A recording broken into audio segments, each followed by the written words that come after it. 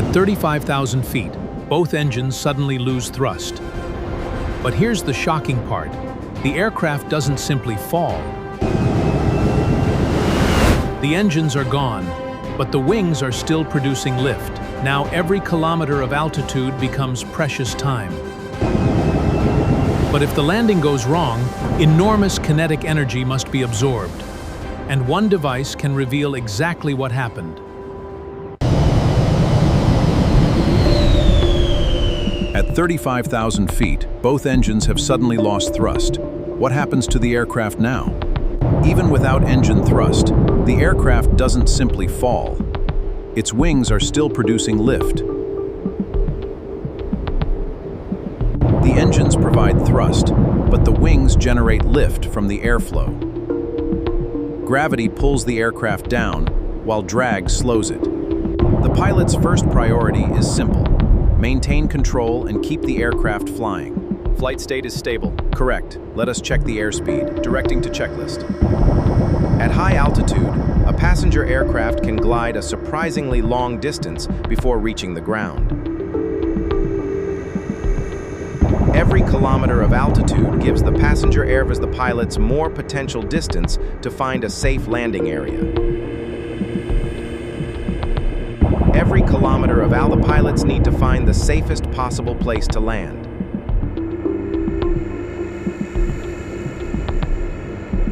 Finding a runway isn't enough. The aircraft must actually be able to reach it while maintaining a safe flight path. We are on glide path. Maintaining. Runway in sight. Roger. As the aircraft loses altitude, the pilots have less time and less distance to correct their situation. Maintaining. Runway in sight. Roger. They've reached the runway, but getting a powerless aircraft safely onto the ground is the real challenge. Maintaining. Runway in sight. The aircraft is now on final approach. The runway is directly ahead. 50. 40. With the runway approaching, the landing gear is extended, and the aircraft prepares for touchdown. The aircraft has touched down, but it is still carrying enormous forward momentum. Now friction from the tires and powerful wheel brakes begin converting the aircraft's motion into heat. After touchdown, spoilers rise from the wings, reducing lift and pressing more weight onto the wheels for braking. Normally, reverse thrust can add another layer of braking by redirecting engine airflow forward. Inside the cabin, passengers feel the aircraft's rapid deceleration as its huge momentum is brought under control. Your body wants to keep moving forward because of inertia. The seatbelt provides the force that stops you with the aircraft.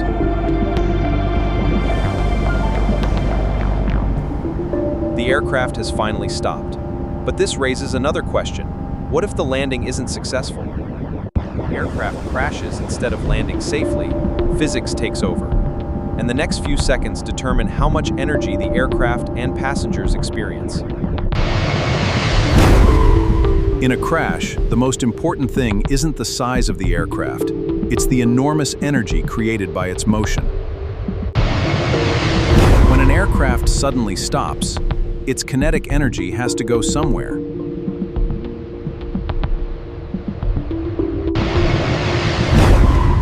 Aircraft structures are designed so parts can deform and absorb energy, instead of transferring all of it directly to the cabin. The aircraft may stop, but your body wants to keep moving forward. That's why the seatbelt matters. Aircraft seats are engineered to withstand crash forces while helping manage the energy transferred to the passenger. Engineers design specific load paths so forces can travel through stronger structural sections instead of concentrating in one location. Survival depends heavily on how the aircraft decelerates, how much energy the structure absorbs, and whether the passenger space remains survivable. Even after a one small device is designed to preserve the story of what happened. Flight recorders are heavily protected against impact, extreme heat, and water, so investigators can recover crucial data. The recorder can reveal what the aircraft was doing in the moments before the accident, and that's where the real investigation begins. After the crash, investigators find the one device that may reveal exactly what happened. This recorder can preserve critical information from the aircraft and cockpit. Once recovered, specialists begin extracting the data that can reconstruct the final moments of the flight. Every change in altitude, speed, heading, and engine performance can become part of the story. The cockpit voice recorder can reveal what the crew heard, said, and experienced before the accident.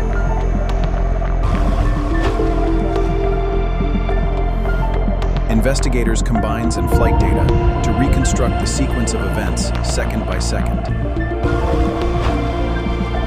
But one piece of data is never enough.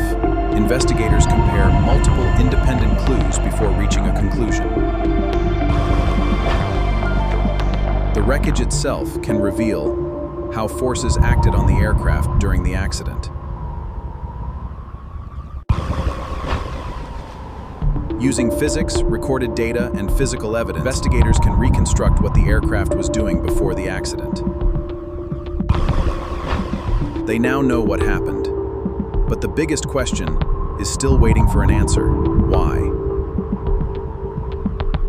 Most serious aviation accidents are not caused by one isolated failure.